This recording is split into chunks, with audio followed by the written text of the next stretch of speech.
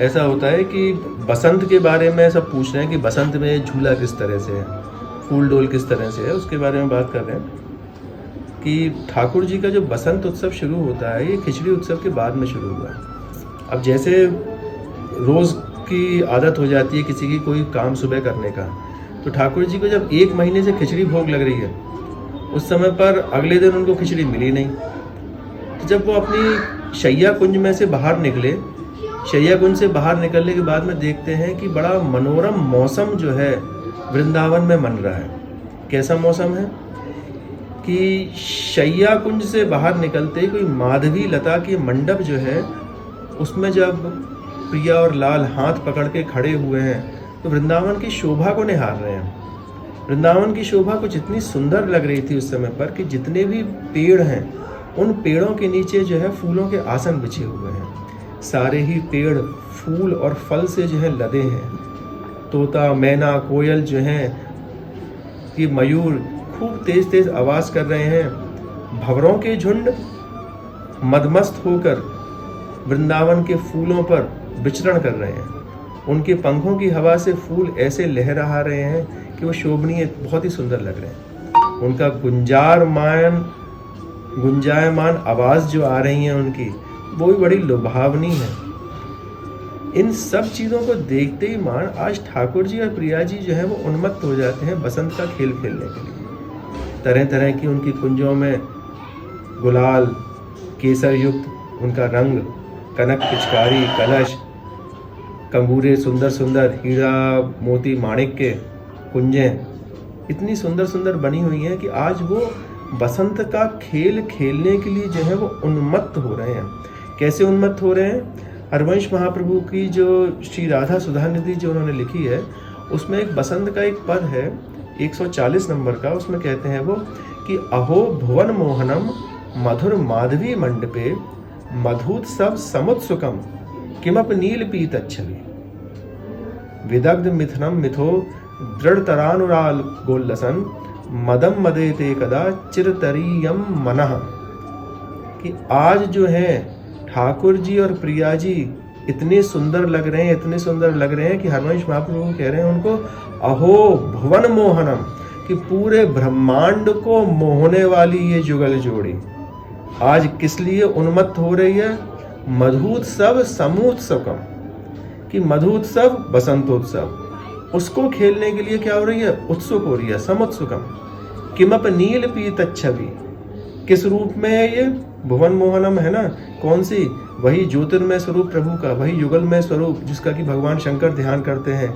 नील पीत छवि तस्मा ज्योतिरभूद्वेदा राधा माधव रूपकम गौर तेज विनायस्तु श्याम तेज समर्चयेत। कि आज जो है उनका लुभावना स्वरूप जब वो शैया कुंज में से निकल के आए हैं कि नीलांबर और पीतांबर धारण करा हुआ है और इतने सुंदर लग रहे हैं अपनी सुल्तान की छवि में कि भुवन मोहनम कह रहे हैं उनको। विदग्ध मिथुनम मिथो, कि हे चतुर शिरोमणि युगल सरकार।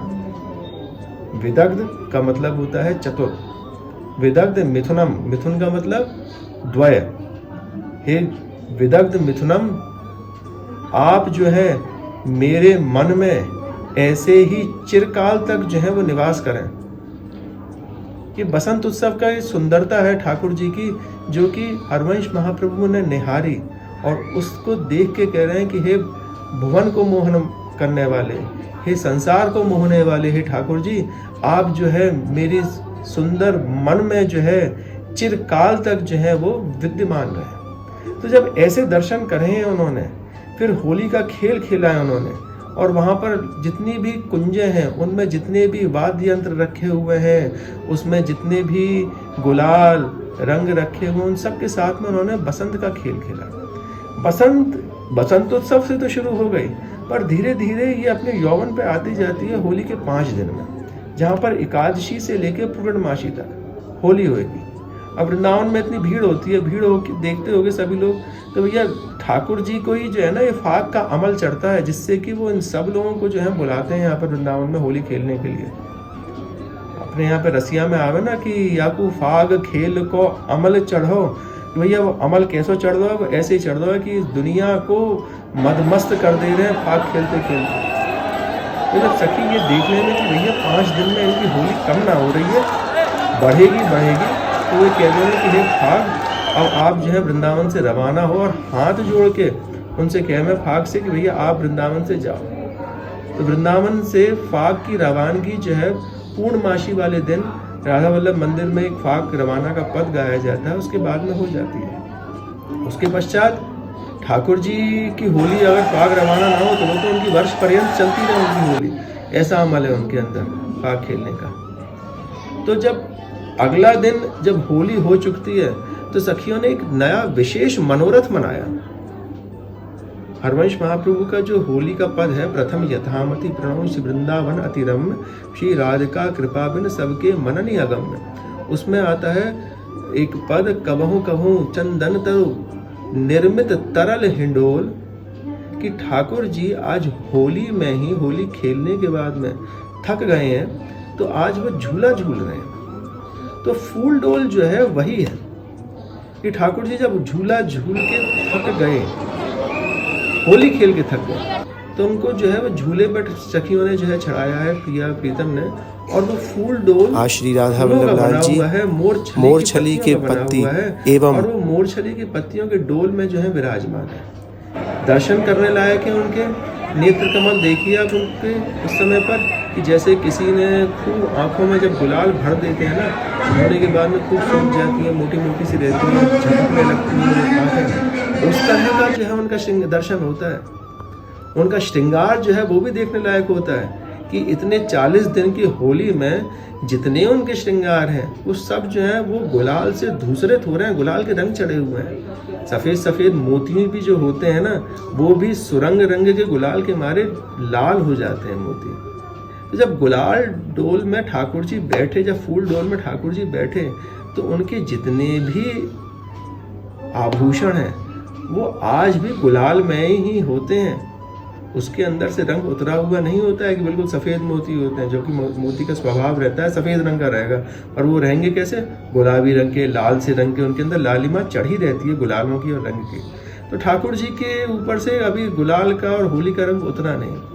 उसमें ठाकुर जी के सामने गुलाब डोल में भी एक तश्तरी में जो है गुलाल रखा जाता है चैत्र पड़वा पर, कि ठाकुर जी को अगर अब भी थोड़ा बहुत रंग रह गया हो कि मन में रंगने के लिए, तो उससे जो है वो रंग सके। तो ये बिल्कुल अपने आप में एक अलौकिक उत्सव है, ये फूल डोल का उत्सव जो है, जिसमें प्रभु थके हारे हुए होली की थकान मिटाने के लिए सखियां जो है प्रभु को एक सुंदर हिंडोले पे जो है वो चढ़ा देती हैं। तो ये हिंडोला उत्सव जो हुआ, ये ठाकुर जी का झूलने का क्रम जो हुआ नित्य विहार में, ये बसंत से लेकर शरद तक जो है वो रहता है पूरा। हाँ, ये ज़रूर है कि एक बीच में हमने आपका वर्षा ऋतु में जब सावन आया उस समय पर ठाकुर जी को विशेष रूप से झुलाया, पर यहाँ पर भी जो है वो झूला आपका शुरू हो गया। तो ये फूल डोल उत्सव हर किसी को मनाना चाहिए, और हमारे ठाकुर जी जहाँ पर बसंत की शुरुआत हुई, जहाँ पर होली की शुरुआत हुई, जहाँ पर की नटखट होली जो शुरू हुई उनकी धीरे धीरे करते हुए, उसका विराम जो है, उसका विश्राम जो है इस फूल डोल पर जो है होता है। जय श्री राधे।